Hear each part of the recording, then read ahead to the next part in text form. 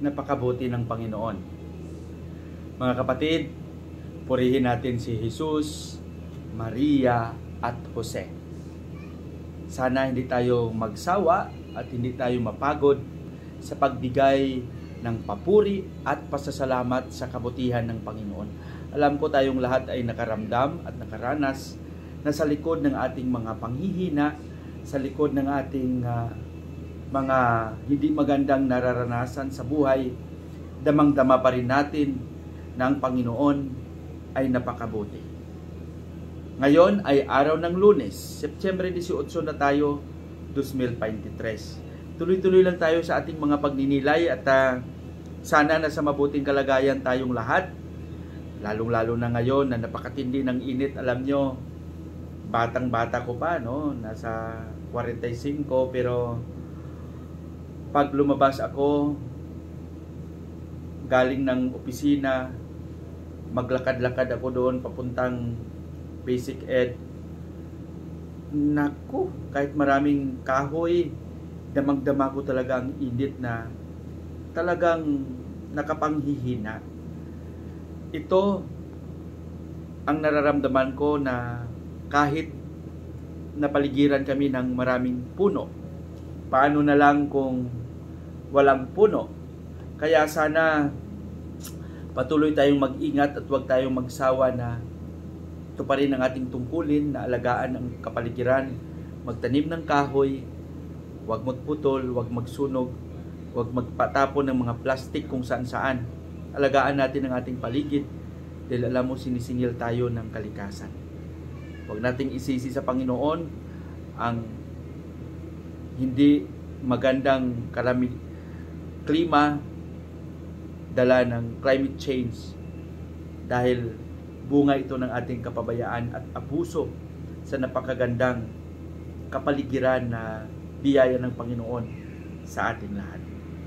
Mga kapatid, sa ating pagninilay sa araw na ito, sana huwag kayong magsawa na magbahagi, mag-share ng vlog na ito sa inyong mga kaibigan, sa inyong mga kapatid.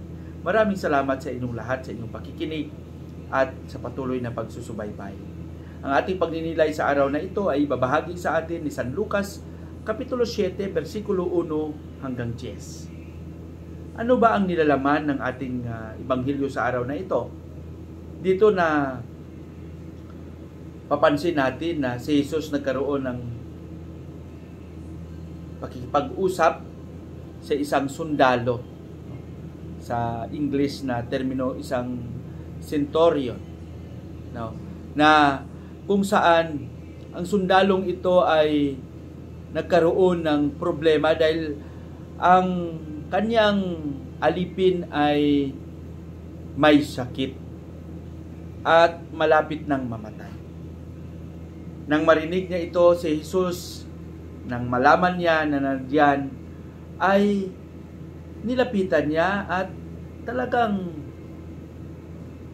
parang pinilit niya, no, na kung pwede pagalingin niya.